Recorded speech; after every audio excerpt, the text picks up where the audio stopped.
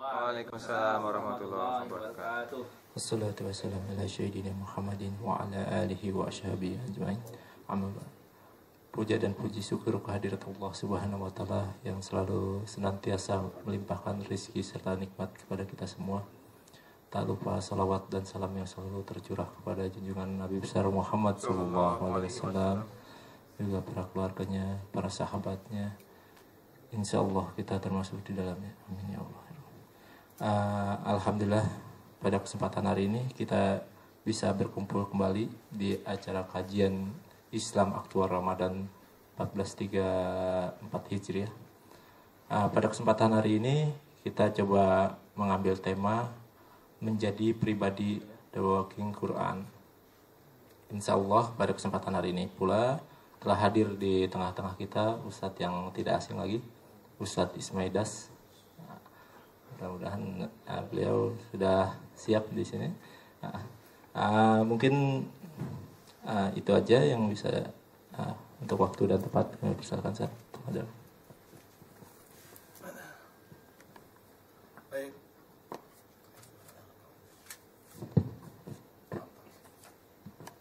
Baik hadirin sekalian, bismillahirrahmanirrahim. Assalamualaikum warahmatullahi wabarakatuh. Waalaikumsalam warahmatullahi wabarakatuh. Alhamdulillahi wa kafa. Assalatu wassalamu ala nabiyil mustafa wa ala alihi wa sahbihi sidqi wal wafa. Segala puji bagi Allah Subhanahu wa taala yang kembali mempertemukan kita di sini untuk sama-sama menyatukan hati, menyatukan visi, menyatukan langkah kaki untuk menegakkan kalimatullah ke langit tinggi, untuk menebarkan iman dalam hati dan mendakwakannya ke seluruh penjuru ibu pertiwi, untuk menebarkan takwa di dalam jiwa pada keluarga dan pada bangsa dan negara. Salawat dan salam tak lupa kita sanjungkan kehadirat Nabi besar Muhammad sallallahu alaihi wasallam yang mengajarkan kepada kita bagaimana menjadi suami yang paling setia, bagaimana menjadi pemimpin yang paling sederhana, bagaimana menjadi manusia yang bersahaja, yang ketika ditanyakan kepada istrinya apa akhlak suamimu yang paling mengesankan, Aisyah termangu. Mengapa? Karena semuanya mengesankan aku. Mungkin kalau istri kita ditanya apa akhlak kita yang paling mengesankan, butuh 3 hari untuk mikir. Ada apa enggak kira-kira tuh? Nah, hadirin sekalian, bagaimana akhlak Rasul? Karena khuluqul Quran, akhlak Rasul tuh Quran banget. Sebelum ke sana, alhamdulillah, Allah berikan kepada kita 1 bulan, yang bulan itu disebut juga sebagai bulannya Quran, Sahlul Quran, yaitu bulan Ramadan, yang keberkahannya luar biasa. Dan orang-orang yang berpuasa, yang hadir dalam kajian, yang hadir dalam iktikaf, yang ada di sini termasuk di dalamnya, insya Allah merupakan orang-orang yang menjadi calon-calon penghuni sorga. Amin ya Allah. Baru calon. Bapak senang. Iya. Ada harapan. Masalah betul lumayan dah. Masalah jadi apa enggak kayak calon legislatif. Kira-kira itu calon legislatif yang fotonya banyak di jalan, banyakan yang jadi apa banyakan yang gagal? Hah? Dari yang nempel foto sekampung ada misalnya ada kali 20 orang di jalanan. Itu yang jadi banyakan yang jadi, banyakan yang gagal. Jangan sampai kita termasuk orang-orang yang calon-calon surga tapi baru calon. Ada jadi calon legislatif gagal, gila. Jangan sampai kita termasuk orang-orang yang akhirnya gagal mau surga padahal udah jadi calon. Kenapa? Karena berebut bukannya karena nggak ada kuotanya, tapi berebut karena banyak yang nyerah dan kalah. Karena Ramadan kan ibarat lomba. Bedanya kalau lomba balapan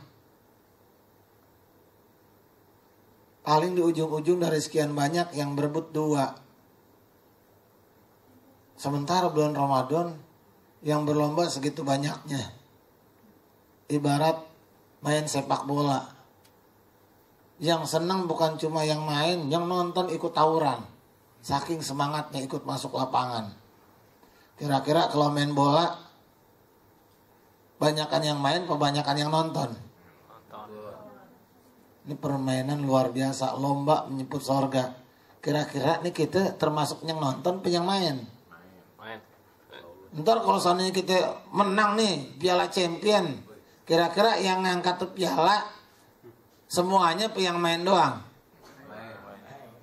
Walaupun cadangan tetap ngangkat piala. Tapi kalau segitu banyak nontonnya, biar kata kita ikut tawuran juga, biar kata waktu main bola kita ikut nyorakin pakai buka-buka baju, ya kan? Tetap aja nggak megang piala. Tanya nih Ramadan udah mau pergi, kita nonton doang, apa ikut main? Atau kita termasuk orang-orang yang sorak-sorak doang, girang-girang doang. Yang Ramadan datang ikut rame, yang Lebaran ikut Lebaran, tapi ibadahnya berantakan. Kalau orang main bola, apalagi pertandingannya sengit, ini lawannya setan sama nafsu. Kalau lagi sengit tuh pertandingan sepak bola, lagi main sampai perpanjangan waktu lagi, itu kira-kira tenaga habis nggak? Makin capek nggak? Tapi yang main makin semangat apa makin loyo? Coba lihat kalau pertandingan lagi sengit ya. Jangan nyontohnya Indonesia lawan Chelsea. Itu mah dari tengah main udah parah itu. Ini kita nih, tanda bahwa kita bertarung Ramadannya tuh dahsyat, berarti sengit. Nggak mau ngalah gitu. Ketika pertandingan udah sengit, misalnya Piala Champion gitu, udah 3-3, dari 3-0 sampai 3-3 terus. Kira-kira sampai ujung pertandingannya makin asik, makin menarik, apa makin malas nontonnya? Oh luar biasa. Ini Barcelona lawan Real Madrid, nggak tanggung-tanggung. Walaupun kita badan makin ngerentek, walaupun dada kita udah nyesek, walaupun hidung kita udah pesek, nggak ada pengaruhnya kalau begitu ya. Tapi makin semangat. Kenapa? Jangan sampai di injury time kita kebobolan. Ini Ramadan udah mau pergi, siap-siap segera. Dan di antaranya adalah Ramadan itu bulannya Quran. Hatta yalqahu Jibril, sampai Jibril datang dia bacakan Quran. Sehingga para ulama jumhur sepakat bahwa Ramadan ini malam diturunnya, di bulan inilah kemudian diturunkannya Quran sebagaimana disebutkan dalam Al-Quran, Syahrul Ramadan alladzi unzila fihil Quran. Ini bulan Quran, bulan berkah. Berarti orang yang dekat sama Quran dia berkah. Bagaimana cara dekatnya? Jadi pribadi Quran yang pertama ya sebagaimana maknanya, dia dekat sama Quran. Iya kan? Kalau Imam Syafi'i itu kalau tarawih nggak ribut, antara 20 sama 8 nggak rame. Kenapa? Karena yang namanya sholat tarawih itu sholat sunnah. Sholat sunnah tuh nggak ada batasannya. Lagian zaman Rasul nggak ada tarawih. Yang punya dalil tarawih kasih saya kasihkan BlackBerry saya. Kalau ada yang punya dalil bahwa Rasul itu sholat tarawih, saya kasih BlackBerry saya. Yang ada kan Qiyamul Lail, tarawih sebutan kita. Qiyamul Lail itu secara umum ada nggak batasannya? Apa aja yang disebut Qiyamul Lail? Sholat apa? Qiyamul Lail itu sholat apa aja? Tahajud, apa lagi? Witir. Kalau Anda witir 20 rakaat boleh nggak? Nggak boleh. Kenapa? Ganjil. Anda witir 81 rakaat, ganjil bukan? Boleh nggak? Boleh. Jadi kalau yang disebut Qiyamul Lail itu Anda nggak tahajud, Anda witir doang, sah nggak kira-kira? Ngapain dibatas-batasin? Nggak usah ribut berapa rakaat. Ada tabiin tuh, ketika 10 hari terakhir, dia tarawih cuma 2 rakaat, tabiin. Yang kita nggak ada papanya, salafun soleh. Cuma 2 rakaat sholat tarawih. Rakaat pertama dibaca Al-Fatihah, Al-Baqarah sampai Anas. Itu ada sisanya nggak tuh ya? Bukan banyak terawihnya, tapi bagaimana khusyuknya. Dia baca Al-Baqarah hampir rapi, Allah. Sekali sholat aja hatam. 1 rakaat. Kita ngikutin gempor. Kita pindah musola sebelah aja, Bu. Enakan, Bu. Musola sebelah Al-Fatihahnya 1 napas. Pas habis Fatihah pingsan tuh ustadznya. Apa sih maksudnya main kebut-kebutan Quran? Baca, ini terawih main kebut-kebutan. Sampai makmum mesti pakai helm. Takut kecelakaan, bagaimana sih? Nah ini bukan rokaatnya, ente caranya. No di Madinah 20 rokaat anteng-anteng aja ya enggak? Tapi lain, imamnya lain, ya kan? Hadirin sekalian, bahkan ada generasi tabi'in, generasi salaf itu yang ya minimal dia kalau terawih itu minimal 1/3 Quran, 10 juz. Kalau Quran itu kira-kira ada 6.666 atau 6.216, tergantung bagaimana memaknai ayat itu 1 atau 2-nya. Itu disebut 1 ayat atau 2, sekitar 6.000-an ayat itu. Kalau dibaca 1/3 berarti berapa ayat? 2.000 ayat kurang lebih. Kalau 1 rakaat dia baca 20 ayat, berapa rakaat dia sholat? 100 rakaat. Nggak ribut tuh kayak kita. Diceritakan bahwa generasi salaf ketika 10 hari terakhir bulan Ramadan, dia memperbanyak Qur'annya dan memperbanyak sholatnya. Nah kalau dia sholat semalam suntuk, ente bisa hitung berapa rakaatnya. Kalau dia sedikit-sedikit, nggak bisa juga kita ngitung atu-atu. Dan apa kelebihannya? Qur'annya luar biasa. Ada seorang ulama yang menghatamkan Quran cuma dari maghrib sampai ba'da isya. Ya kita bingung juga ya. Ini disuruh ustadznya hataman minimal sebulan dapat sekali aja udah ngos-ngosan. Ini ulama enggak. Sampai Utsman bertanya, ya Rasulullah berapa kali menghatamkan Quran? 3 bulan. Aku lebih bisa cepat ya Rasulullah. 1 bulan. Aku bisa lebih cepat ya Rasulullah. 1 minggu. Aku bisa lebih cepat ya Rasulullah. 3 hari. Aku bisa lebih cepat. Tidak ada yang lebih cepat dari itu. Ini kalau di hari-hari biasa bacaan Quran tartil tuh segitu. Tapi kalau seandainya di bulan Ramadan bergegas. Karena waktu itu semuanya Quran. Nah kalau kita berani lembur menjelang Idul Fitri, berani lembur sampai kita nggak itikaf, kita kurangin ke masjid kita. Padahal mohon maaf, keberkahan lembur kita untuk dapat surga itu nggak bisa dibayar dengan ngumpulin lembur kita nyari duit di dunia. Antum dapat miliaran di malam, nggak bisa ngerebut 1 malam yang kita tinggalkan di jalan Allah Subhanahu Wa Taala. Ntar pulang rancang mau ke masjid mana? Kalau nggak nyesel. Saya ingat dulu ketika malam-malam terakhir Ramadan itu pertama kali nikah itu, emang belum ada yang kedua ya, emang baru sekali ya. Awal-awal nikah maksudnya, itu istri sakit. Kita tunggu di rumah sakit, habis ceramah ke rumah sakit. Itu akhirnya kita nggak itikaf, dapat sehari saya paksain. Dan ketika akhirnya kita nggak dapat itikaf, pas setelah Ramadan, berasa pengen, oh luar biasa. Berasa takut, khawatir. Saya kemarin lolos itikaf, saya nggak mau keburu meninggal, ntar nggak dapat itikaf di tahun yang selanjutnya. Hadirin sekalian, bagaimana yang disebut dekat dengan Quran ada ya waratil Quran tartila, baca Quran dengan baik. Sahabat tuh hafal Quran dari kecilnya, ada yang dari 10 tahun, ada yang dari 7 tahun. Sekarang ada yang dari 5 tahun. Ya kalau kita yang tua-tua baca Qurannya masih berantakan, harusnya bergegas, jangan malu. Malu kalau bisa baca Quran, belajar. Masa anaknya udah Quran 6, bapaknya Quran 1 sih? Belajar baca Quran, jangan malu. Nih Ramadan, yang namanya dekat dengan Quran bukan sekedar baca Quran, tapi makin bisa baca Quran. Nah ini yang kadang-kadang kita lupa bahwa percuma juga, nggak percuma, tapi ya bermasalah juga kalau kita baca Quran sampai hatam berapa kali, tapi bacaannya nggak ada yang benar gitu.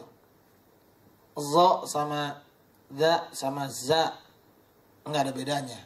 Sa, sya sama so nggak ada bedanya. Ta sama to nggak ada bedanya. Ya kalau itu yang terjadi, kita belajar segera. Yang kedua kemudian dia jadikan Quran itu bacaan sehari-hari. Kenapa? Karena Nabi mengingatkan Iqra'ul Quran, baca Quran. Fa inna ya'ti yaumil qiyamah syafi'an li ashabi. Sungguhnya dia datang di hari kiamat nanti menjadi penolong bagi yang membacanya. Rumahnya diberkahi. Nawir buyutakum bitilawatil Quran. Quran tuh nggak bisa dibohongi. Kenapa Quran nggak bisa dibohongi? Karena ternyata suatu ketika ada seorang perempuan ketemu CLBK-nya. Tahu CLBK ya? Cinta lama belum kelar.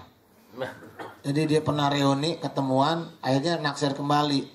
Ini ternyata pernah jadi demenan waktu TPA dulu barangkali ya. Pernah jadi pacarnya waktu TPA. Pernah tuker-tukeran lekar dulu. Lekar. Kalau dulu ngaji masih, kalau kan ikro, kalau kan pakai lekar. Di lekar ditulis-tulisin gitu ya. Wisnu dan Yuyun. Ada gambar hatinya sama gambar petir begitu. Dia ketemu, kaburlah itu perempuan. Dari rumahnya meninggalkan suaminya. Suaminya datang ketemu saya ajak ngobrol. Pak, kok dia bisa ya meninggalkan saya? Saya bilang bukan bapaknya ditinggalin. Ini rumah tangga pasti jauh dari Quran. Saya datang ke rumahnya. Ternyata di rumahnya nuansanya benar. Qurannya jarang dibaca. Nggak pernah kali dibaca. Jangan-jangan tuh bapak nggak pernah baca Quran. Rumahnya kita masuk situ udah nuansanya gelap. Rupanya mati lampu. Ya kalau itu sih nggak masalah. Itu kita ngaji di situ luar biasa. Godaannya banyak. Yang nyerang kita banyak, baca Quran doang. Kenapa bisa demikian? Karena ternyata jauh dari Quran. Bahkan ada perempuan yang mengaku indigo. Wah, saya sakti mandra bokir katanya. Udah sakti luar biasa. Saya bisa ngeliat sesuatu. Nabi yang segitu ahli sorganya itu nggak bisa ngelatih ngeliat macam-macam, kecuali Allah tiba-tiba memberikan kepada dia fadilah dan rahmat. Ini kok sakti gitu. Ulama yang hafal Quran nggak bisa ngelihat setan, dia kok bisa bacain Quran. Celeng langsung muter-muter melintir. Quran nggak bisa dibohongin. Indigo ditayang di TV, ceritanya nggak jauh dari musyrik dan mistik. Tanda setan di situ main. Ada seorang perempuan yang tiba-tiba kalau ngelihat foto orang itu bisa ngelihat masa lalunya. Waduh, saya ngapa saya naruh foto kemarin di Facebook ya? Saya bilang Rukyah udah. Ternyata Quran nggak bisa dibohongin. Ada orang yang punya masalah. Kalau dibacain Quran tidur. Pasti. Ini kalau kita yang kalau lagi baca Quran temen yang lagi ngaji tidur mulu. Wah setannya banyak tuh. Tapi kalau orang nggak, kalau ngantuk tuh berarti luar biasa. Kalau ngantuknya emang terus berarti dia capek. Tapi kalau lagi baca Quran ngantuk, habis baca Quran seger lagi, mulai was-was tuh. Nggak bisa dibohongin. Orang dengan kaset rukyah selalu tidur. Udah berarti. Ada ustadz yang biasa mimpin terawih dan lain sebagainya. Itu pada waktu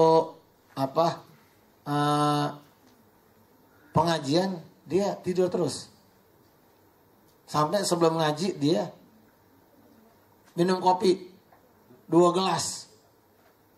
Tetap aja pas ngaji tidur. Saya bilang salah, harusnya kopinya jangan diminum. Iya buat beraup gitu cuci muka. Baru. Ternyata Quran gak bisa dibohongin. Biar kata ulama, ustadz, kiai juga. Yang kedua, yang selanjutnya kemudian bahwa innallaha yu'rafu bihadzal kitabi aqwamun. Allah angkat sebuah kaum, Allah muliakan dengan Al-Quran, dan Allah hinakan sebuah kaum dengan Al-Quran. Jadi kalau di umat untuk baca Quran aja berat, mungkin setahun. Yang setahun kemarin di luar Ramadan dapat hatam Quran 3 kali, tunjuk tangan. Wah ini nggak takut riya, luar biasa. Cuma ada satu orang, yang lain malu nunjuk tangan ya. Mungkin 100 kali bohongnya. Alhamdulillah. Yang minimal selama setahun ini Hatam Quran 1 kali minimal di luar Ramadan. Tunjuk tangan ya, 1, 2. Iya, banyak kan enggak ya? Iya, ini umat agak susah bangkit. Kenapa? Dia jauh dengan Al-Quran. Pertama, dia dekat dengan bacanya dan lain sebagainya. Dan bahkan nanti di hari Nabi mengingatkan bahwa generasi Robbani, generasi terbaik itu syaratnya cuma satu. Bima kuntum tu'alimunal kitab wa bima kuntum tadrusun. Dia rajin belajar Quran dan dia rajin untuk kemudian mengajarkannya. Dan itu khairukum, ya, manusia terbaik, generasi terbaik. Dalam hadis lain dikatakan allazina laisa fi jawfi sa'im minal Qur'an kal baitil kharib. Orang yang dalam hatinya ada sebagian tentang Quran seperti rumah yang berantakan. Bukan hanya itu, bahkan dihancurkan banyak kaum sebabnya karena mereka jauh dari Quran. Yang pertama, kita akan dibangkitkan dalam keadaan buta. Wa man a'rada an zikri, barang siapa yang melupakan dari zikri, peringatan-peringatan aku, ulama menyatakan bahwa itu Quran, fa inna lahu ma'isyatan dongka, akan kami bangkitkan mereka dalam keadaan buta. Nah, hidupnya sempit. Sempit itu bukannya miskin, kaya barangkali tapi menderita. Punya uang banyak tapi nggak bahagia. Sempit, duit ngumpul. Apa buktinya hidupnya sempit dan jelas rusak? Duit Anda banyak, harta bertumpuk, tapi ibadah jarang. Dari mana logikanya? Ngaji nggak pernah, zikir nggak pernah, itikaf malas, puasa asal-asalan. Tapi rezeki ngalir terus, duit makin banyak, tabungan makin numpuk, deposito makin bengkak, tapi jauh dari agama. Berarti tersesat tanpa sadar. Jadi ngukurnya mah gampang udah. Ini rumah tangga, alhamdulillah, ini rumah tangga harmonis. Suami istri nggak pernah berantem. Karena suami jarang pulang, bini nggak pernah di rumah. Yang berantem siapa? Ada babu sama supir. Alhamdulillah harmonis, anak-anak nurut. Orang tua, mertua itu juga baik. Pembantu sopan-sopan. Suami istri akur, harmonis. Berarti berkah, nggak berkah. Kalau Qur'annya jarang dibaca, tanda. Berarti rumahnya nggak berkah. Nah, hadirin sekalian, Allah jadikan hidupnya sempit dan dibangkitkan wa nasyuruhu yaumil qiyamati dalam keadaan buta di hari kiamat. Atau kemudian Allah tidak terima taubat dan doanya. Innal ladzina kadzdzabu bi ayatina, orang-orang yang sombong pada ayat-ayat kami, nggak nurut, merasa lebih hebat. Mohon maaf gitu ya. Quran dilecehin. Oke lah, yang laki-laki belum pakai hijab. Ya tapi jangan melecehkan hijab dong. Ya kalau emang belum siap pakai, ngomong. Nggak apa-apa, tapi jangan melecehkan ayat itu. Oke lah, kita nggak siap poligami. Nggak apa-apa. Orang Nabi juga ngomong begitu. Nabi nggak siap kalau Fatimah di poligami. Jangan sakiti aku kata Nabi. Nggak apa-apa, tapi jangan melecehkan ayatnya. Dosa. Ya kita banyak yang nggak ngerti terhadap agama. Laki perempuan dalam Islam tuh udah diatur dengan baik. Kemudian kita ngomong emansipasi. Nah di Barat yang teriak emansipasi pada cerai. Di Barat yang teriak emansipasi rumah tangganya pada hancur. AIDS di mana-mana. Lihat negeri-negeri yang nggak bicara emansipasi, tapi bicara Islam, bicara Quran. AIDS nggak berkembang. Rumah tangga lebih awet. Selingkuh kurang. Ngapa kita contoh orang kafir? Kalau emang kita nggak mau terima, oke, jangan dilecehkan Quran. Kenapa? Karena innal ladzina kazzabu ayatina, dan orang yang sombong pada ayat kami, wastakbaru anha, melupakan ayat kami, dusta terhadap ayat kami dan sombong, la tufattahu lahum abwabus sama, maka tidak akan dibuka pintu-pintu langit.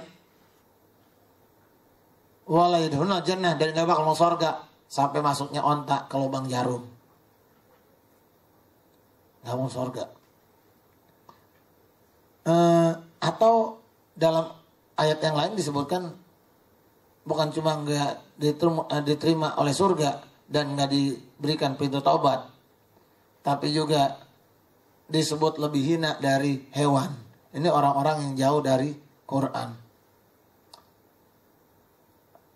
Falamma nasu ma dzukiru bihi fatahna alaihim abwaaba kulli syai' hatta iza farihu bima utu akhadnahum baghtatan fa innahum mublisun. Kalau ini ayatnya tentang orang-orang yang, dan sungguh orang-orang yang melupakan ayat-ayat kami. Ini diulur. Kami pun buka segala pintu dunia. Ini enggak jauh dari Quran. Jadi ngetop, ya kan? Jadi girl band ngetop. Tapi saking ngetopnya akhirnya mesti nari-nari di panggung dengan buka paha tinggi-tinggi, pakai rok mini. Orang tuanya girang, padahal orang tuanya Bu Haji dan Pak Haji. Orang tuanya girang, anak-anaknya nari dengan buka-buka rok. Padahal dia lupa itu aurat. Kok kita demen nontonnya, kok kita bangga nontonnya, kok kita demen sama kemaksiatan, kok kita tepuk tangan di atas dasar dosa, kok kita biarkan zina di mana-mana, zina mata. Akhirnya wajar orang gak hafal Quran. Kenapa? Imam Syafi'i ngelihat betis orang gak sengaja, apalannya lupa. Nah kita bukan ngelihat betis, paha. Sampai mabok paha nih umat. Quran jauh wajar. Dan orang tua bangga memang begitu-begitu. Sekarang saya mau tanya, kalau itu benar, ini kita lagi kena musibah misalnya nih, ini kena gempa nih. Misalnya di Aceh kena gempa, pantas nggak kita bikin acara hiburan, nyanyi pakai rok mini, pantas nggak? Kalau kebaikan harusnya dia bisa dilakukan dimanapun. Ini ada acara pengajian, ini acara pengajian nih, ya nggak? Pengajian Walimatus Safar, ya kan? Anaknya nyumbang hiburan buat tamu, lagu Islami pakai rok mini. Sambil begitu-begitu. Begitu-begitu. Pantas nggak? Kalau dia sopan, acara mana aja pantas. Kita mau ngajak anak kita ke tempat paling indah, paling berkah di dunia. Apa namanya? Mekah. Kita ajak anak kita pakai rok mini. Pantas nggak kira-kira? Kalau yang memang maksiat, udah nggak pantas di mana aja. Nah hadirin sekalian, akhirnya ketika orang jauh dari Quran, Allah ulur. Sehingga kemudian dihajar secara sia-sia. Lalu bagaimana akhlak orang-orang yang seperti Rasul ini? Dalam Quran disebutkan misalnya, Allazinahum fi salatihim khusyi'un. Orang-orang yang sholatnya khusyuk. Dia selalu bergegas ke masjid. Kenapa dia bergegas ke masjid? Karena ketika dia ada panggilan azan, hakikatnya dia bukan sedang berjalan menuju masjid, tapi dia sedang merasa melangkah menuju sorga. Semangat. Kenapa? Karena dia sadar sorga ada. Dia bergegas ke sorga, buru-buru ke sorga. Maka dia disebut dengan ar-rijalu min ahli jannah, pemuda-pemuda yang bagian dari ahli sorga. Nabi mengingatkan begitu. Kata Nabi, man sholat arba'ina yauman fi jamatin. Barang siapa sholat 40 hari berturut-turut berjamaah di masjid, yudriku takbiratul ula, mendapatkan takbir yang pertama, maka baro'atan, Allah jaga dari dua hal, baro'ati minan nifaq, baro'ati minan nar. Orang yang baca Quran itu Allah jamin. Kenapa? Karena sholatnya dijaga. Ketika ulama mengatakan kana hulukul Quran, akhlak Rasul Quran, maka kemudian sebagian ulama merujuk pada surat itu, surat Al-Mu'minun ayat 1 sampai 11. Orang kalau dekat sama Quran sholatnya khusyuk. Kenapa? Disitulah dia bisa membaca Quran dengan lebih luar biasa. Sampai sholat subuh itu disebut dengan apa? Quranul Fajr. Wa Quranul Fajr, inna Quranul Fajr kana masyhuda. Maka dia luar biasa. Barang siapa sholat 40 hari, dapat takbir yang pertama, selalu berturut-turut, selama 40 hari berturut-turut, maka Allah jaga dari neraka dan Allah jaga dari munafik. Bagaimana Quran di waktu subuh disebut sholat subuh? Anda pagi-pagi mau dapat mobil, bahagia nggak? Oh bahagia Pak, dapat mobil Pak. Kalau pagi-pagi kita dikasih rumah, bahagia? Bahagia. Kalau pagi-pagi kita dikasih janda, bahagia? Buat tukang sapu di rumah, ya kan, mungkin kita nyari khadimat nggak dapat nyari pembantu. Wah girang-girangnya. Ada yang lebih hebat dari itu. Apa itu? Sholat sunnah qobliyah subuh. Apa? Rokaatanil fajri khairun minad dunya wa fiha. 2 rakaat sholat subuh, sholat sunnah qobliyah subuh lebih baik dari dunia seisinya. Bahkan kalau kita lanjutkan dengan subuh berjamaah, terus kita baca zikir mengingat Allah Subhanahu wa taala, sampai kemudian kita kita bertemu waktu syuruk sekitar jam 6, lalu kita sholat 2 rakaat, maka Allah berikan pahala haji dan umroh dengan sempurna, tamah kata Rasul. Tamah, sempurna 3 kali. Kapan kita bisa lakukan? Ini Ramadan yang paling gampang, kita itikaf. Yang perempuan kalau nggak bisa itikaf di masjid, di rumah itu lebih baik. Tapi kalau sekarang perempuan itikaf di rumah nggak jadi itikaf, digangguin anak. Anaknya tidur, digangguin suami. Suaminya suruh itikaf makanya, biar nggak ganggu-ganggu. Dan itu ketika itikaf dapat loh. Habis subuh ada kultum sebentar. Habis kultum kemudian kita baca Quran lagi. Tahu-tahu di jam 6 kita sholat 2 rakaat. Haji umroh sempurna. Sholatnya dijaga. Dan itu ciri-ciri orang yang sholatnya benar ada. Izzatullah alaihim ayatul rahman kharru sujjada wa bukiya. Kalau mendengar ayat-ayat ar-Rahman tersungkur, sujud, dia nangis. Luar biasa sahabat tuh. Sampai ada Abu Bakar itu hampir tiap mimpin sholat dia nangis. Hatinya bersih. Di kita hatinya kotor. Bopak-bopak, geruak-geruak. Kebanyakan yang jorok, kebanyakan nipu temen, kebanyakan bohong. Nggak jelas waktu dia ngomong itu antara ngibul, bohong, dusta, nggak jelas. Udah mirip-mirip semuanya. Nah hadirin sekalian, sholatnya dijaga. Yang kedua kemudian ketika orang-orang yang dekat dengan Quran itu ya, wasma'u wa'ti'u, dia ikuti perintah Quran.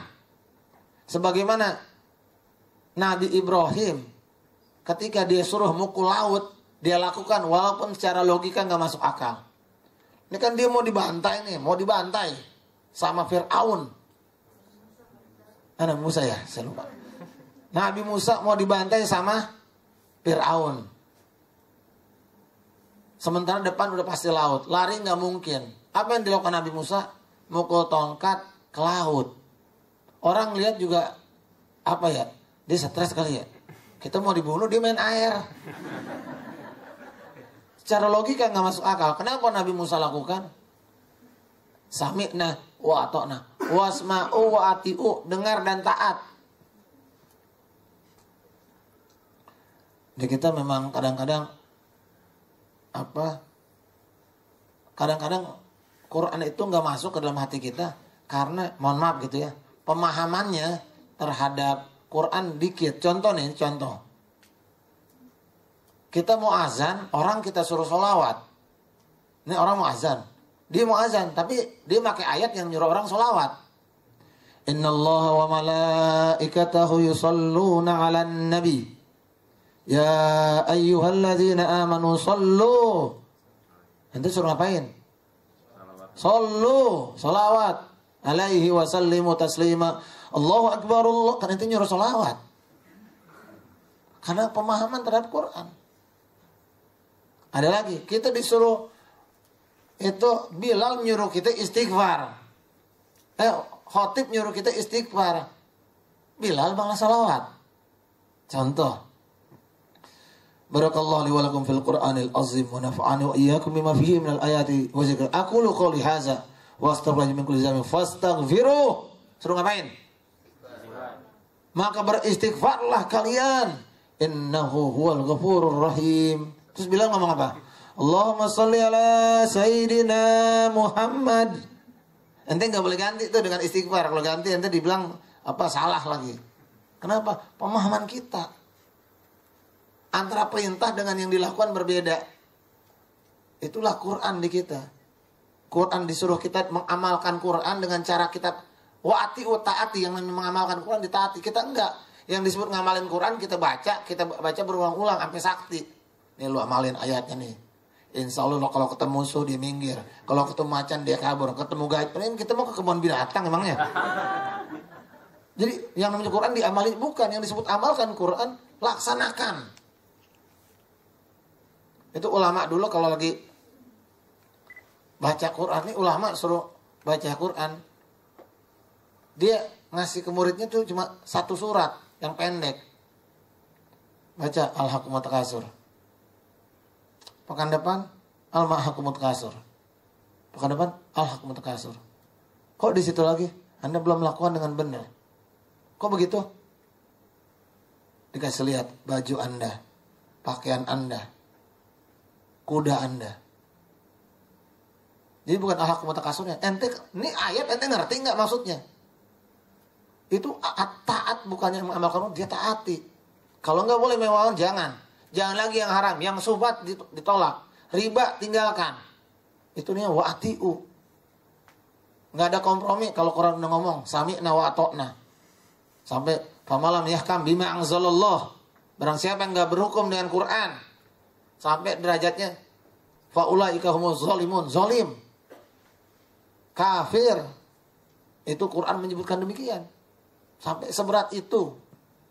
Ya kalau secara pemerintahan bagaimana? Oh, bukan urusan kita. Tanggung jawab pemimpin.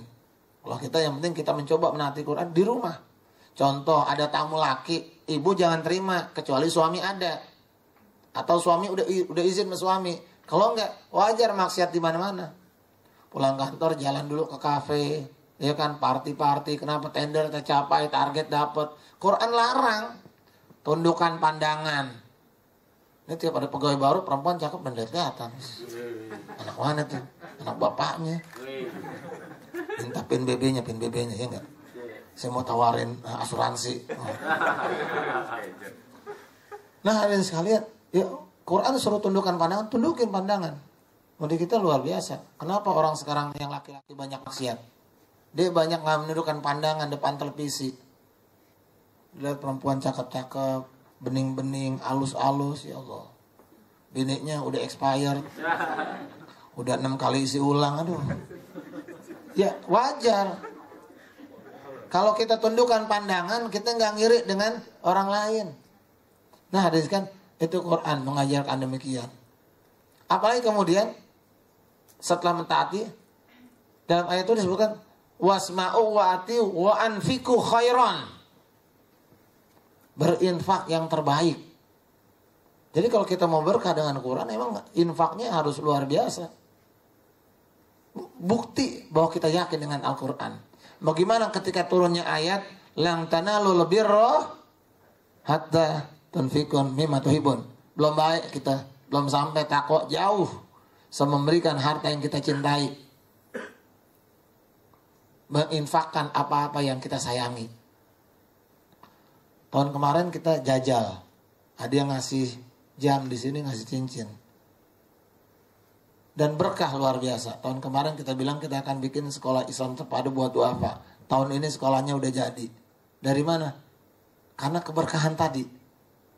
Yang sekolah ada duafa, ada anak, bayangin ada anak jalanan bisa sekolah di SDIT. Ada orang non muslim minta sekolah, Pak jangan lihat agama, saya masuk sekolah Islam. Anak non muslim Chinese namanya Angelika. Dari namanya ketahuan harusnya orang kaya. Kalau Rodeme miskin wajar. Ini Angelika. Kan orang begitu, kalau Angelika mah orang komplek ketahuan. Iya kan? Kalau Ucup berarti anak kampung gang sebelah tuh, yang ujungnya mentok. Tapi itulah khairan, ketika kita memberikan yang khairan, itu li anfusikum. Fa may ya'mal mithqala dzarratin khairan, ya berbuat baik sebesar bisa balik. Zaman sahabat itu ketika mereka mau ngaji baca Quran di hadapan Nabi, dia berinfak dulu sebelum ngaji. Jadi kalau Anda punya pengajian, infak ditaruh belakangan, kurang tepat. Supaya berkahnya masuk, kita infak duluan. Supaya hati kita lembut. Itu ngaji infak belakangan. Ya kan? Yang lain udah baru izin lagi. Duluan berinfak. Ternyata sahabat ketika turun ayat begitu, tidak termasuk orang baik sebelum memberikan harta yang dicintai. Itu Ibnu Umar beli kuda. Kudanya cakep banget. Dipakai mantep. Ibarat mobil nih, Lamborghini. Dipakai, wis mantep nih kuda. Digirang. Dia ingat tuh ayat. Lang tanalur birra hatta tunfiku mimma tuhibbun. Dia bengong. Dipanggil budaknya, Nafi. Ya Nafi. Ini kuda cakep banget nih. Enak banget dipakainya ya Nafi. Begini aja. Engkau cari duafa yang pantas memiliki kuda ini. Berikan kepadanya. Dilepaskan. Habis gitu selesai? Enggak. Dia baru ingat, dia kalau punya masalah dia yang dipanggil budaknya siapa? Si Nafi. Kenapa? Paling sayang mas budaknya. Diingat lagi. Astagfirullah. Tadi kudanya yang paling bagus, paling cakep dikasih. Dipanggil Nafi. Ya Nafi. Hari ini engkau aku bebaskan. Itu sahabat begitu. Di kita ya Allah kalau bagi tetangga pas lebaran ibu-ibu nih dikasih lebaran kue dari tetangga. Dia kuenya enak-enak, tetangga lain ngasih. Sama-sama biasanya roti satu, kue bakar, ketan, uli, ya sama tape. Ya harusnya diganti dengan kue dia yang paling enak. Ditukar sama kue tetangga, diputar doang. Iya kan dibalik, gitu doang. Dikasih, diputar. Yang teman tetangga dapatnya sama juga begitu, diputar lagi. Dia yang tadinya ngasih udah muter balik ke dia lagi. Dan ini tape bukan yang dari kita tadi. Paling tinggi Astor ya. Padahal di rumahnya ada Roka sama roket gitu, yang gitu coklat segitu situ. Kasih yang enakan. Waktu itu di rumah enak begini. Allah ganti yang lebih baik. Itu Pak akhlak yang milik Quran, begitu. Sahabat ya Abu Thalhah. Barang siapa di antara kalian yang punya sesuatu, berikanlah buat saudara kita. Ternyata ada musafir belum makan. Siapa yang mau menerima mereka? Rasul berkahi. Duluan saya Rasulullah. Di rumahnya makanan tinggal cukup satu porsi doang buat dia. Ahmad istrinya. Silakan Tuhan makan. Dia taruh di situ makanan. Dia nggak ada makanan supaya tamunya makan, ditaruh juga mangkok nggak ada isinya. Lampu dimatiin gitu ya, dimakan, kelontang. Dia nggak makan. Nggak tukeran juga itu. Kita kadang ngasih tangga, ya Allah. Ulit yang udah keras. Udah 3 hari nggak ada yang gigit, dikasih tetangga, ya Allah. Maka itu komentar, digoreng aja mbak, tetap enak kok empuk. Lah kalau empuk ngapa lu nggak goreng? Kasih ke gua bagaimana sih? Tapi gitu kayak begitu. Ya tapi, wallahu a'lam gitu ya. Bukannya nggak baik, tapi itu udah bagus kita memberi dan berbagi. Tapi yang terbaik mencapai derajat takwa adalah wa'atal mala ala hubbihi, berikan harta yang dicintai. Nabi Sulaiman ketika ada panggilan azan, dia lagi ngurusin kudanya yang mahal-mahal. Panggilan azan, segera dia kembali ke masjid. Bukan masjid ya, tempat sholat. Zaman dulu belum ada masjid. Tempat sholat. Tempat sholatnya seperti apa Nabi Sulaiman? Aneh nggak ngerti dah. Dia ke tempat sholat, terlambat sedikit. Apa yang dilakukan? Dipotong kudanya, disedekahkan. Umar bin Khattab ada panggilan azan lagi di kebun. Diberesin kebunnya buru-buru, segera ketinggalan sholatnya. 4 rakaat belum sampai. 3 rakaat masih jauh. 2 rakaat ketinggalan. Ya enggak lah, 1 rakaat belum juga. Dapat 1 rakaat. Dia cuma ketinggalan takbiratul ula. Allahu Akbar. Pas imam rukuk dia sampai. Dapat dong 1 rakaat. Dia malu. Kebunnya diwakafkan buat Islam. Kalau kita nyontoh Umar bin Khattab, berapa kebun yang udah kita jual? Berapa kebun kita jual? Tapi hadirin sekalian, itu Umar. Ketika turun ayat ini, namanya sahabat mengatakan, ya Rasul, saya punya kebun paling mahal, namanya Bayroha. Saya berikan kepada engkau ya Rasulullah. Tapi Rasul tahu, nih orang ternyata punya saudara. Saudaranya kismin. Kata Rasul, tahan, bagikan buat saudara engkau. Berikan harta yang dicintai. Ketika berikan harta yang dicintai, ada sahabat yang lebih. Kalau bahasa kita, gila tuh orang kali ya. Datang dia kepada sahabat namanya Abdurrahman bin Auf. Robi. Ya Abdurrahman, engkau datang kemari, engkau punya rumah. Enggak punya istri. Saya punya rumah 2. Pilih yang paling cakep. Oh kalau kita dibilang begitu, serius ente nih. Ya elah. Emang rezeki nggak kemana, ente jadi teman bener-bener lah. Aneh demen. Kagak. Ente mau, Anda punya istri 2. Pilih yang Anda sukai. Kalau dia mau saya ceraikan, saya nikahkan dengan Anda. Waduh, kita kalau begitu, serius nih ente. Waduh, saya jadi nggak enak nih kira-kira. Abdurrahman, tapi lihat Abdurrahman, orang baik sama dia lebih baik. Bukan itu. Cukup tunjukkan mana pasar sebelah mana. Yang itu punya engkau, ambil aja udah. Itu sampai bini-bininya ya Allah. Luar biasa begitu. Nah, bagaimana dengan Abdurrahman bin Auf? Abdurrahman bin Auf jadi orang paling kaya. Ketika kemudian turun perintah-perintah untuk kata sodako, Abdurrahman itu kebun-kebun, bukan hanya kebun, jualan, bisnis 700 ekor onta dengan barang dagangan di dalamnya.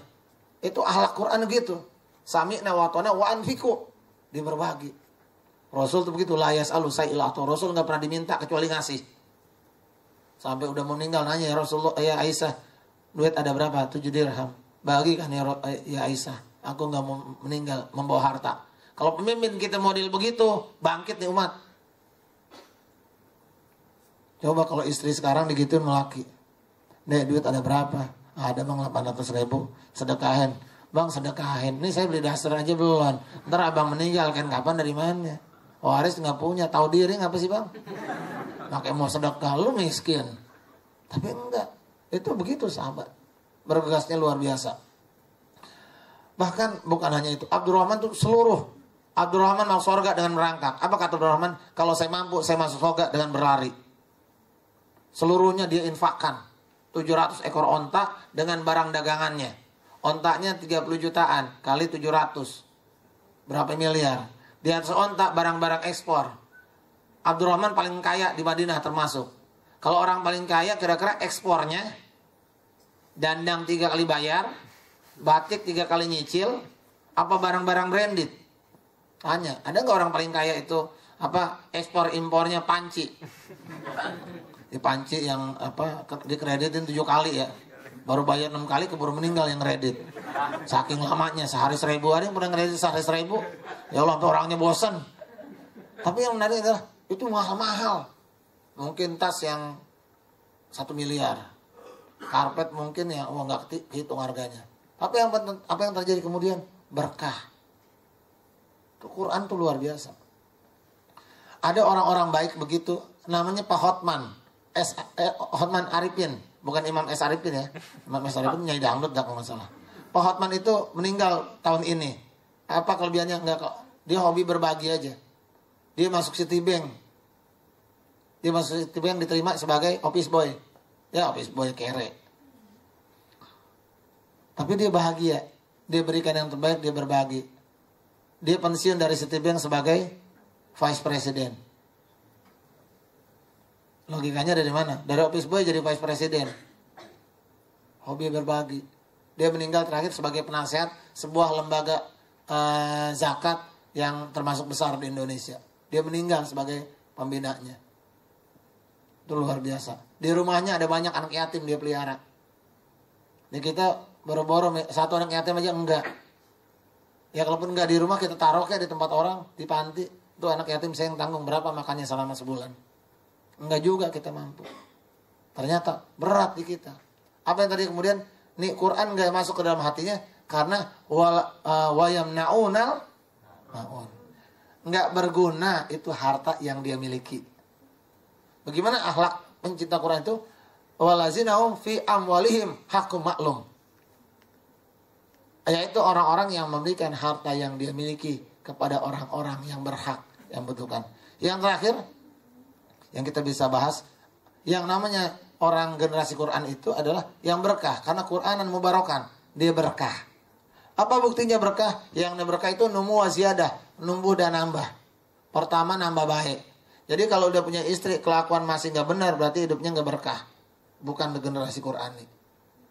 Udah kerja, tadi belum kerja, sekarang udah kerja, gak makin baik kelakuannya, berarti gak berkah kerjaannya.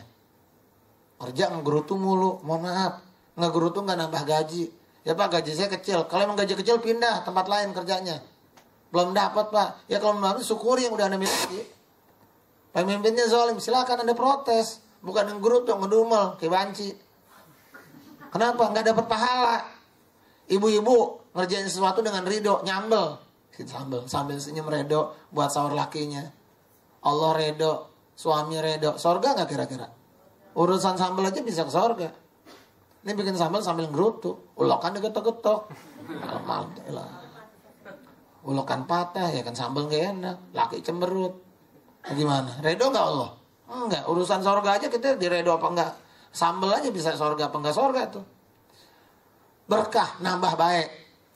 Gaji makin banyak. Tapi kelakuan gak makin baik. Berarti gak berkah. Tadinya gaji 3 koma, rajin sedekah. Walaupun gaji 3 koma, 3 hari udah koma.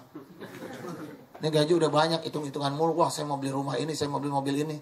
Nggak usah ngeredit rumah kalau jadi orang pelit. Nggak usah pakai saya mau nggak usah. Kalau akhirnya tiap bulan kita nggak ngasih orang tua, kenapa? Habis buat bayar kreditan.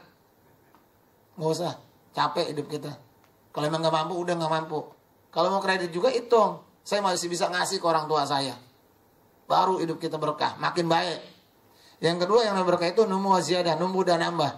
Quran itu kalau seandainya jadi dalam dia berkah, dia akan nambah dekat sama Allah. Ziyadatul ibadah.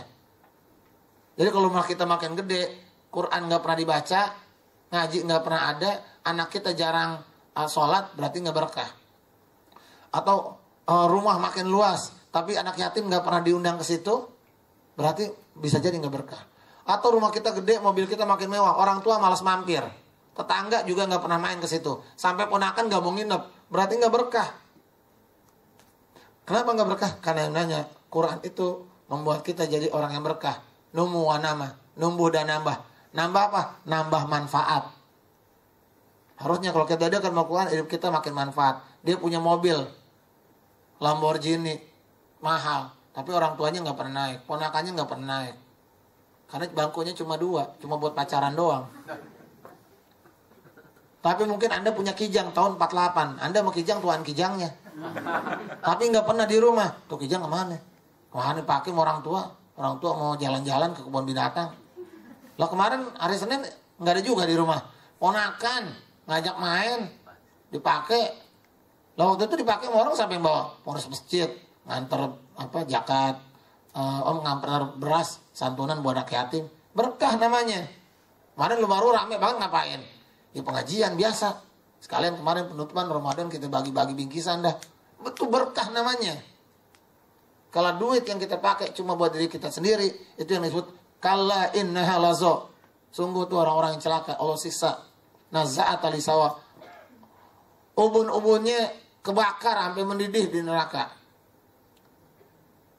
Tad'uman adbar wa tawalla, buat orang-orang yang memanggil tuh neraka tadi, orang-orang yang bangkang. Siapa dia? Wajama fa'a, yang ngumpulin harta dan dia simpan, dihitung-hitung. Dihitung-hitung, takut banget dibagiin. Hati-hati. Nah, hadirin sekalian, itulah orang-orang yang dekat dengan Quran. Dia berkah. Bagaimana keberkahannya? Waktu terakhir ya. Bagaimana berkahnya akhirnya? Itulah seperti di negerinya Ratu Saba. Kalau udah panen, orang nggak perlu metik. Orang mondar-mandir naruh bakul di kepala. Tahu-tahu ketika dia lewat, itu bakul penuh dengan buah berkah.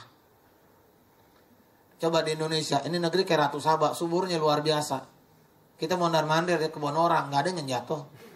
Akhirnya ada kayu kita pungut, nenek-nenek mengut kayu di penjara. Ini bangsa luar biasa. Padahal suburnya tongkat kayu dan batu dilempar jadi tanaman. Nggak numbuh karena kena pala orang. Nanti main lempar-lempar aja sih. Tanam yang benar. Nggak berkah.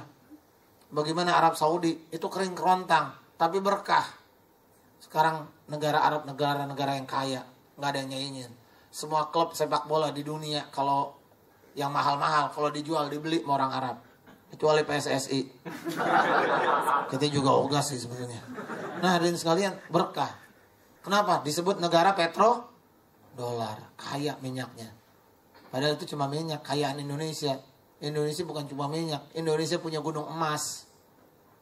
Yang satu gunung Jayu-Jaya isinya emas, pinggirannya tembaga. Samping tepi gunungnya kota, di atas pelangi. Ujung-ujungnya gletser salju abadi. Pinggiran pantainya Raja Ampat paling indah di dunia. Kok nggak kaya-kaya, nggak bangkit-bangkit, nggak berkah. Di negeri ini jauh dari Quran. Sekuler di mana-mana.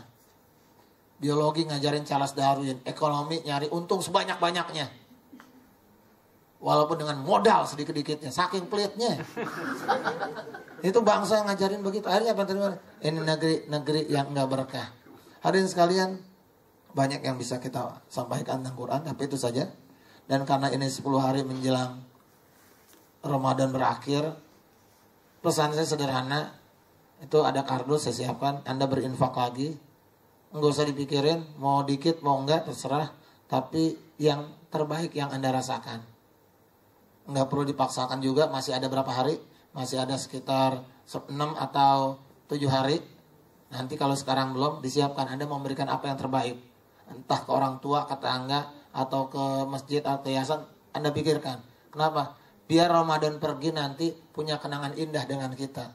Sehingga ketika kita berpisah dengan Ramadan dan sebelum bertemu Ramadan selanjutnya kita meninggal, Ramadan menunggu kita di depan pintu surga. Kenapa? Kita punya kenangan indah bersama dia. Sehingga ketika kita meninggal kita dipanggil dari pintu surga, namanya Ar-Rayyan. Apa aja amal unggulan tadi? Quran, baca Qurannya. Kalau perlu nanti hari-hari terakhir jangan bikin kegiatan apa-apa, ngaji aja. Yang laki-laki di masjid, pulang kerja ngaji di masjid.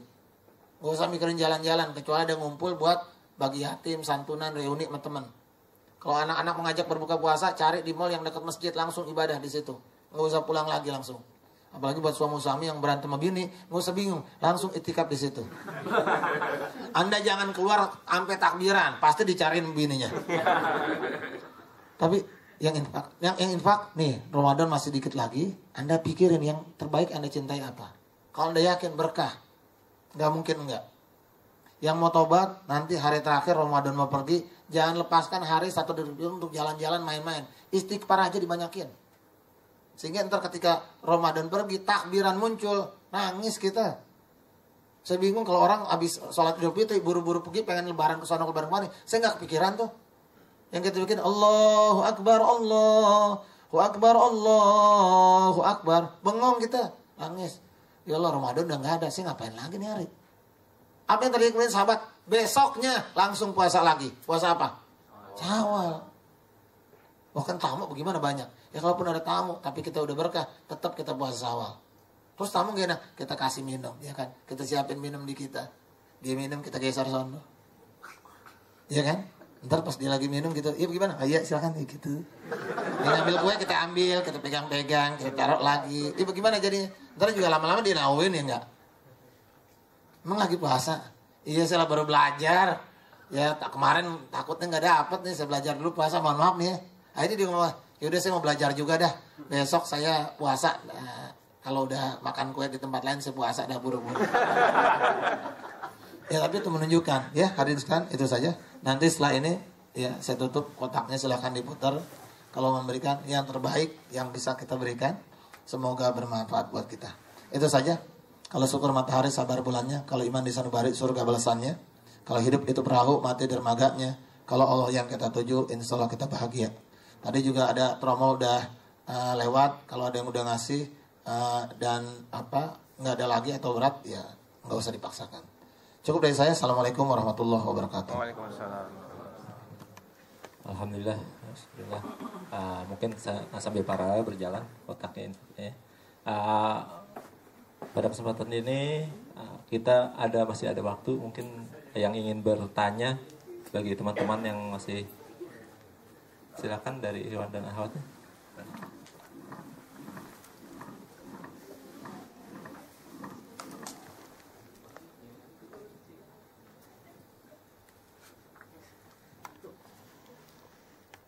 Assalamualaikum warahmatullahi wabarakatuh. Waalaikumsalam. Ustaz mau tanya tentang yang tadi apa namanya sedekah juga ya. Nah kadang kita punya sesuatu yang kita punya tuh menurut kita cukup gitu.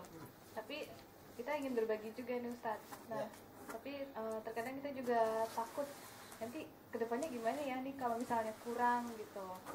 Kan waktu berjalan masih beberapa hari lagi nih, misalnya dalam waktu sebulan gitu. Nah itu bagaimana untuk menyikapinya. Nah terus misalnya kita punya teman juga, teman itu memang terkadang kalau untuk ibadah sulit untuk dikasih tahu ke jalan yang benar juga. Nah kadang teman kita udah kita ingetin terus nih Ustadz, ayo sholat, ayo coba baca Quran atau yang lain gitu. Dan ternyata teman kita pasti bilangnya gini, iya gue tahu nih pasti nanti bikin gue jadi lebih bagus lagi, tapi gue masih belum bisa ngelakuin nih yang kayak gini, males gitu. Ini lebih baik di ruqyah atau di apa orangnya atau gimana gitu. Ya. Waalaikumsalam warahmatullahi wabarakatuh. Yang pertama bagusnya didoain. Didoain. Teman kita yang paling brengsek yang ngaketin kita doain. Kalau perlu kita doakan supaya dia masuk surga. Kalau kita udah kesel banget, ya Allah kasih di surga ya. Kalau bisa sekarang di surga nggak apa-apa ya Allah. Ya, tapi yang penting kan surga ya enggak. Nah yang menarik adalah bahwa didoakan. ketika udah kita doakan terus menerus, baru kita santai. Apa maksudnya adalah bahwa ya tugas kita udah kita laksanakan. Ikhtiar juga udah. Berubah nggak? Kalau Allah yakin dia bakal membantu Islam baik buat dirinya, pasti berubah. Tapi kalau nggak dilihat Allah memang nggak ada keutamaan dan memang nggak ada sedikit pun kebaikan, akan ditahan sama Allah Subhanahu Wa Taala. Jangan lupa bahwa nggak ada orang yang kebal nggak mempan hidayah, nggak ada orang nggak mempan hidayah. Ada orang anak preman sini Kosambi, babanya preman, tukang jagal. Anaknya tiba-tiba ikut pengajian, belajar agama, memakai hijab, ngajar ikro, babanya yang preman girang. Tahu-tahu anaknya diomongin mau ustazah setempat. Apaan tuh pengajian model begitu, ya kan? Perempuan pakai kerudung masih muda segala macam, kayak nangka di Broncos. Dia dengar bapaknya preman, kang jagal. Disamperin ustazahnya, diseret. Pas diseret apa kata bapaknya? Dia anak lo. Anak lu pacaran lu gak urus. Anak gue baru belajar bener. Urus anak lo. Maksudnya apa? Itu bapaknya preman. Tapi hidayah tembus. Siapa di antara manusia-manusia wanita pemimpin surga? Di antaranya Asyah, istri Firaun. Gak ada yang ngempan hidayah. Bini lakinya raja yang paling zolim sedunia. Tapi apa yang terjadi kemudian? Tembus hidayah. Sampai sama Masitoh. Tahu Masitoh? Masitoh itu bukan nama. Masitoh itu pekerjaan dia. Ada seorang tukang sisir. Namanya Masitoh bukan. Ada seorang Masitoh.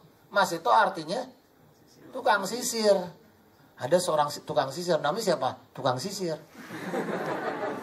Enggak, maksudnya ada seorang Masitoh. Bukan namanya Masitoh. Ada seorang tukang sisir. Ya kan kita nggak kenal, ya udah namanya Masitoh gitu aja kan gitu. Suaminya ketika Nabi Musa itu ngelawan tukang sihir dan ngelihat Nabi Musa ngeluarin tongkat, suaminya langsung Islam. Ketika itu tukang sihir mau dibunuh, Anda nggak boleh beriman. Saya nggak izinkan. Tuh, mau beriman aja mesti bikin surat izin. Kalau di kita repot juga, mau ke kelurahan mau ngapain? Saya bikin surat izin beriman boleh nggak? Belum legalisirnya ya nggak. Ini ternyata suaminya mendengar Firaun mengatakan siksa, dia nggak mau, jangan. Kenapa mereka disiksa akhirnya? Dibunuh dengan cara kejam. Itu masih tuh ketika lagi nyisirin anak Firaun, sampai dia inget tuh sisirnya jatuh. Kenapa? Dia ingat suaminya jatuh. Dia ingat mungutnya bilang apa? Bismillah. Sering didengar sama anaknya Firaun. Apa engkau menyebut nama ayahku dengan nama Allah? Bukan. Aku menyebut atas nama Allah yang menciptakan kita. Ngelapor ke bapaknya. Itu pembantu dari orang paling zolim. Bisa tembus. Apalagi cuma teman kita. Doain. Lama satu didoain belum. Itulah ujian doa. Dia nggak pernah selesai. Kapan selesainya? Ntar kita mati. Ketika doa terus kita mengalir. Kalaupun dia nggak berubah, pahalanya udah bertumbuk buat kita. Karena doa itu ibadah. Doa huwal ibadah. Dan doa silahul mu'min, kekuatan yang beriman. Doain terus. Ya kalau saya, kekuatan saya tinggal doa doang. Karena manusia kan gak punya kekuatan. Apa sih? Ustadz tolong ceritakan kegiatan Ustadz. Ya saya bisa ngomong. Ya saya cuma bisa cerita sedikit. Karena manusia kegiatannya cuma dikit. Cuma kita gede-gedein doang. Contoh, sahur on the road. Wah semuanya nonton.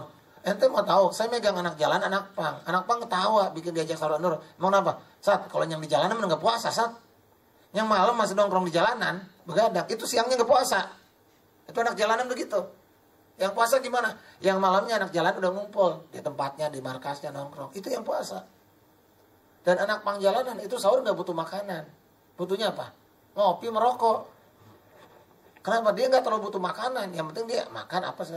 Dikasih sahur on the road, efektifnya kurang. Yang butuh apa? Kita butuh buat berbuka, Sat. Jadi pagi sampai siang dia ngamen buat berbuka. Buat anak istri. Tapi nggak keren berbuka puasa. Orang udah sering lakuin. Yang keren apa? Sahur on the road. Jadi rame tuh kegiatan. Kita demen yang rame-rame. Nah doa dalam hati, dalam diam, di belakang dari orang yang kita sayangi. Itu mereka nggak lihat. Tapi itu bisa nganterin kita ke surga. Amal-amal tersembunyi. Doain tiap hari ibu kita, anak kita, orang yang kita sayangi. Orang yang pernah pergi dari hati kita. Kita doain tiap hari. Pekerjaan yang kita inginkan kita doakan. Bos yang jutek kita doakan. Kalau udah disumpahin doain lagi, ya Allah semoga sumpahnya jadi kejadian ya Allah. Nah hadirin sekalian, itu yang pertama, bahwa nggak ada orang kebal hidayah, doain. Ya. Nah kalau kita lihat ada sesuatu yang berat, ruqyah boleh. Itulah Quran, nggak bisa dibohongin. Ya. Orang ngaku banci, Pak, saya jadi banci, emang ada perempuan yang terperangkap dalam tubuh laki-laki saya, Pak. Ya. Ada artis yang ganteng banget waktu kecilnya, saya bilang imut tuh. Sekarang gede jadi perempuan. Saya bilang bukan, bapaknya nggak kenal Quran. Coba bacain Quran. Benar saya yakin, bacain Quran, sembuh. Quran nggak bisa dibohongin. Nggak ada orang nggak mempan sama Quran. Nah, hadirin sekalian, itu yang kedua, kemudian dengan berbagi. Itulah bukti keyakinan. Sampai Rasul mengatakan perempuan nolongin anjing kehausan, pelacur nolongin anjing sorga.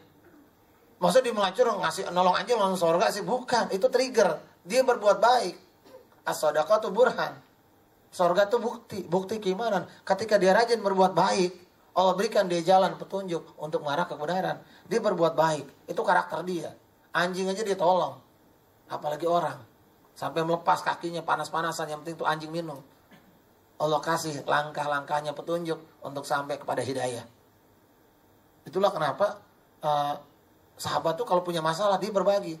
Contoh, lagi puasa hubungan suami istri. Batal. Pagi istri tetangga. Potong kalau perlu gitu ya. Ini halal tapi batal. Apa ikopnya, hukumannya? Apa kita disuruh sholat, puasa dibalas tetap. Tapi apa mampu? Kalau nggak mampu puasa, kafaratnya apa? Ngasih makan orang.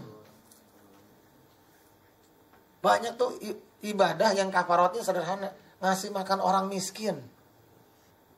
Karena itu yang bisa nyelamatin kita. Ittaqun nar walau bisikat tamr.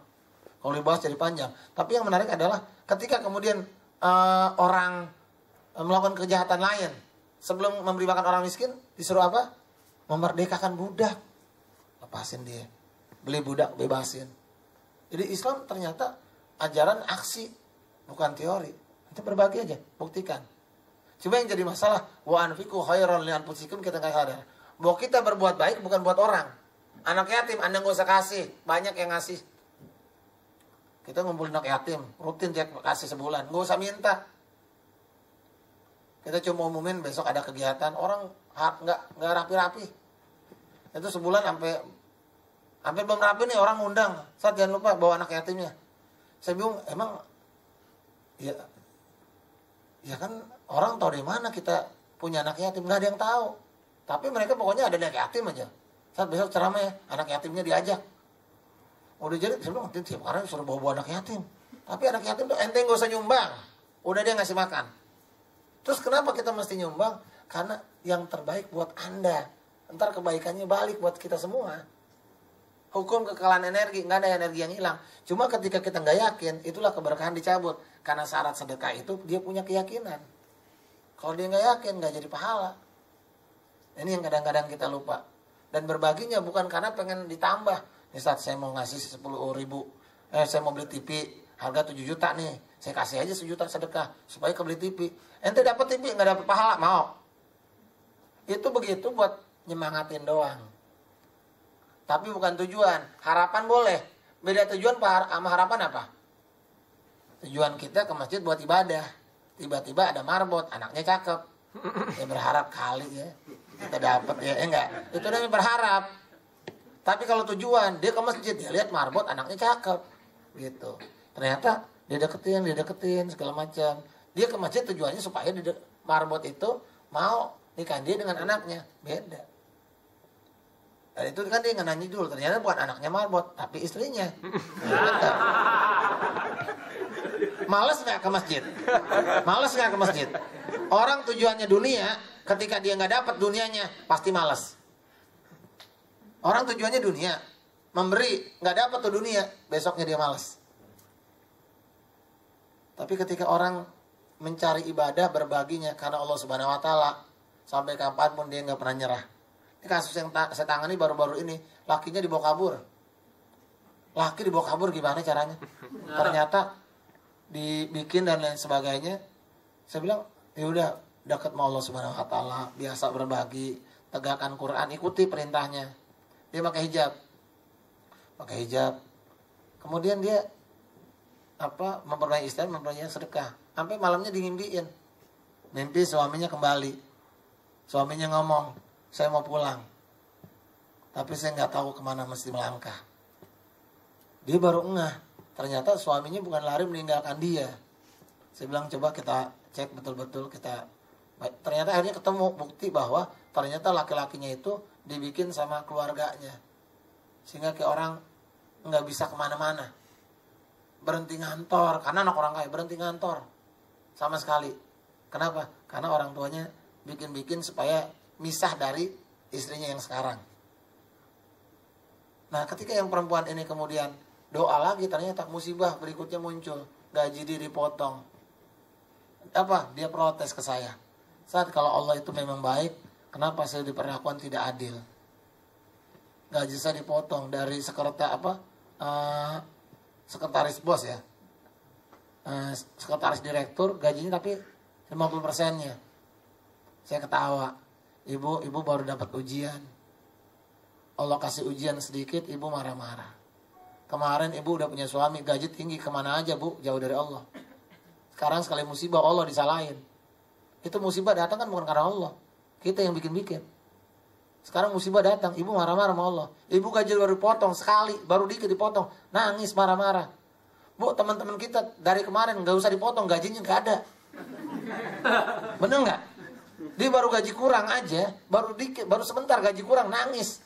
Ini di sini yang gajinya kurang dari dulu berapa banyak. Girang-girang aja. Paling habis bulan manyun-manyun. Kayaknya gak jadi nih mudik saya nih. Tapi kita ngelihatnya dari sisi itu. Terus dia bilang, ya kalau saya ibadah, kok begini? Saya bilang, bu, ibu belum kayak Gito Rolis. Yang udah tobat malah kena penyakit. Kayak Pepeng. Yang udah punya tobat kembali ke jalan agama, tiba-tiba penyakitnya gak sembuh-sembuh. Ibu udah nangis. Kenapa orang kayak Pepeng, orang kayak Gito Rolis ketika dapat musibah bertahan? Dia tahu musibah itu bahkan terlalu ringan buat dosa yang kemarin yang udah dia lakuin. Kemarin sebelum ini ibu ngapain?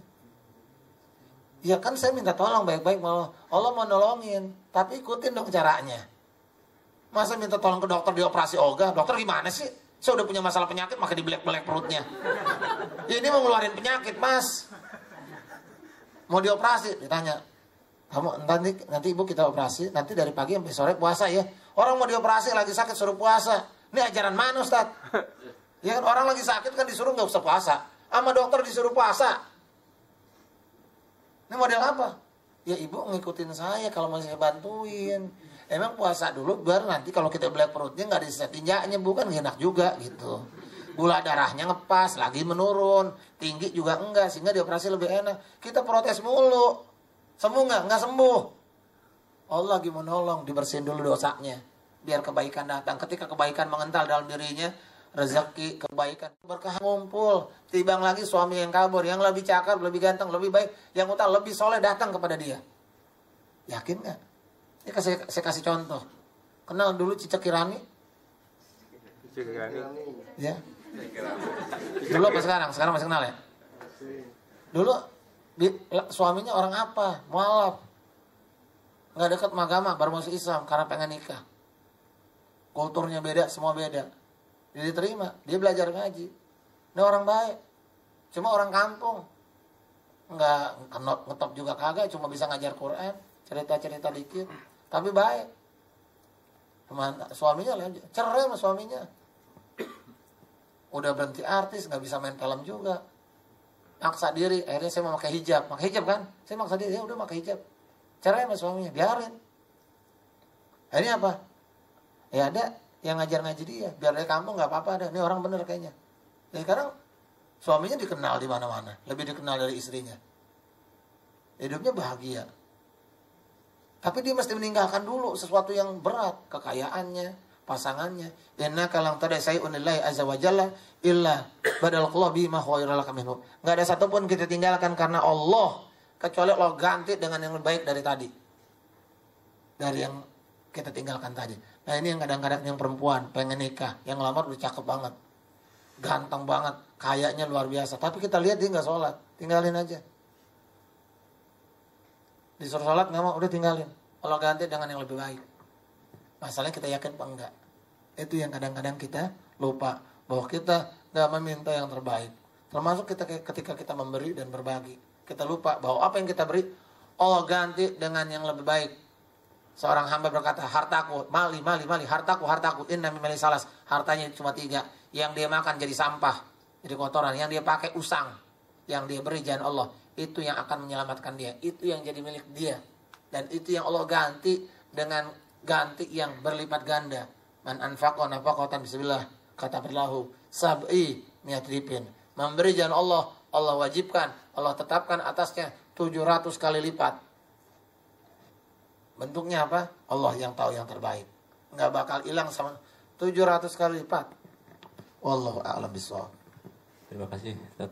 Mungkin karena waktu juga yang sudah mencukupi. Baik, mungkin terakhir ada informasi terkait dengan zakat untuk penyaluran di PKPU bisa sampai besok sampai jam 3. Jam 3 ditunggu. Jika masih teman-teman masih ingin menyalurkan zakat infaknya, silakan bisa langsung ke lobi gedung C sampai jam 3. Mungkin untuk kajian hari ini masih ada besok ya, kajian muslimah di bulan Ramadan ini terakhir. Dan di bulan Ramadan ini mudah-mudahan kita masih tetap terus diberi kekuatan sampai di akhir Ramadan. Dan berterima kasih juga kepada teman-teman sekalian atas partisipasinya untuk kegiatan Ramadan ini. Dari panitia, mohon maaf lahir batin jika ada kekurangan dan kesalahannya. Baik, demikian yang bisa disampaikan. Kita akhiri dengan membaca hamdalah. Alhamdulillahirabbil alamin. Doa penutup majelis. Subhanakallahumma wa bihamdika asyhadu an la ilaha illa anta astaghfiruka wa atubu. Demikian, billahi taufiq wal hidayah. Wassalamualaikum warahmatullahi wabarakatuh. Waalaikumsalam.